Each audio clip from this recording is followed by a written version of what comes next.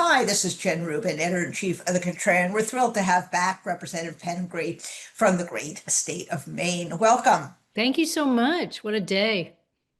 What a day. What was your reaction when you heard the news Sunday night?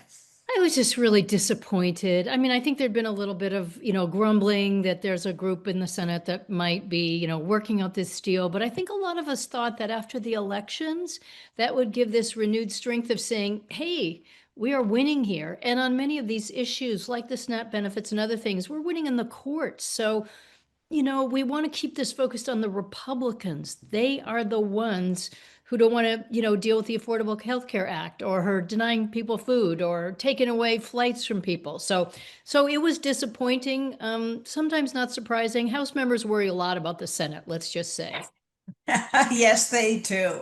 Now, unfortunately, one of Maine's senators was among those. Have you had a chance to talk to Senator King and get any explanation of what he was thinking about this?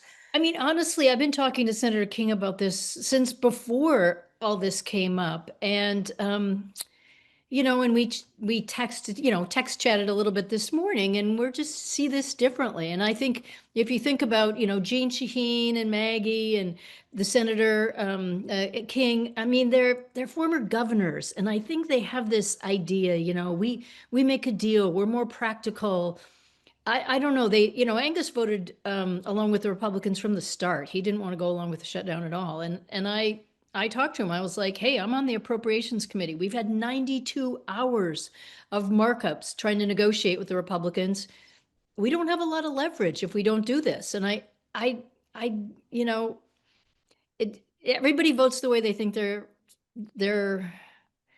I don't know. Everybody votes their own way. And I think we've all just been worried that the Senate was going to cut a deal too soon. And it just felt like this was a little too soon. Now, on the other hand, we're worried about the people who've gone without a paycheck. I mean, Yes. that's not easy. Although I will say, I got an interesting email from some federal workers last night who said to me, Yes.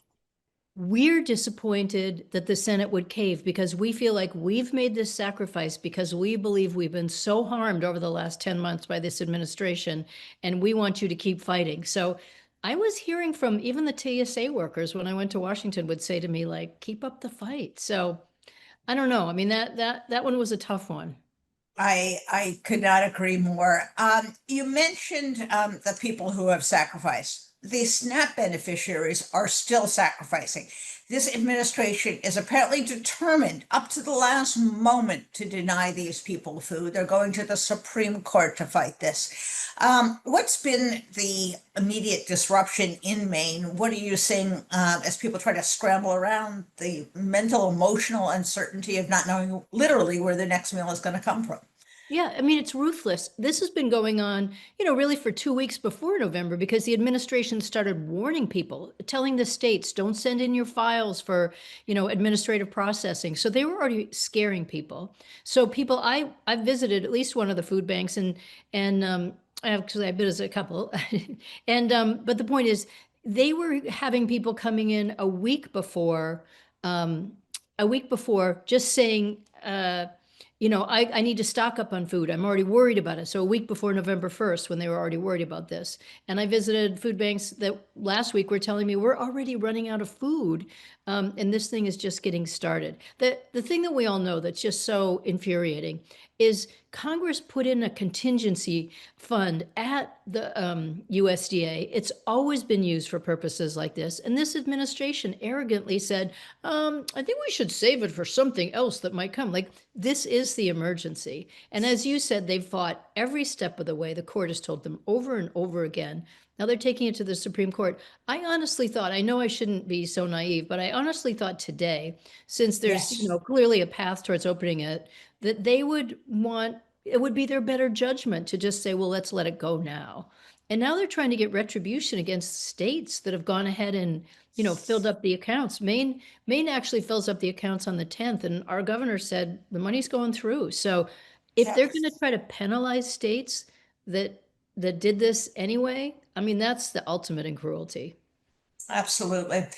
If this Senate deal does go through, it's going to wind up in the House. I have yet to hear any House member on the Democratic side say they're in favor of this deal.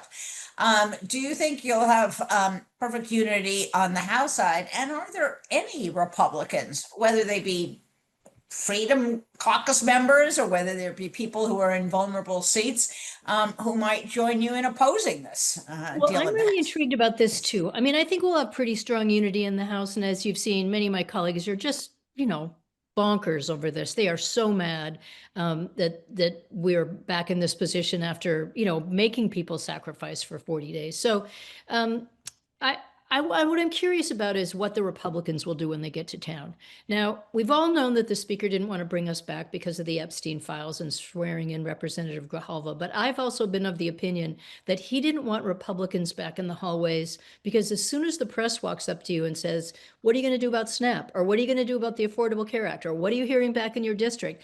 It's much harder to live in your kind of little bubble back home and hope that nobody's talking to you. So you get us all in a room together, we start talking to each other. I mean, we've got lots of colleagues that are having the same problems we are, or that don't like what Donald Trump is doing. And you got good old Marjorie Taylor Greene, who's out there saying, my kids have this problem and this is real. Now, she's got a bigger megaphone than some of our other colleagues. And so it's going to be very interesting to see what does she do when we get back there? How does she put pressure on the speaker? Because the thing I tell everybody is my Republican colleagues are getting the same calls I'm getting, which is enormous, from people who are saying, I'm a small business owner, I'm a farmer. Almost 30% of farmers get their healthcare on the exchange. These Yes. are people who they're very sophisticated. They know how to call Congress. They made a decision to start a small business because they could leave their previous job because of the Affordable Care Act. So, Yes. and they're paying 2 and 3 times as much. I mean, these are huge numbers, like $24,000 a year, $17,000 a year. I mean, people can't possibly work this in the budget. So I want to know what's happening in my Republican colleagues' districts because they get the same calls. And these are really frustrated, angry people.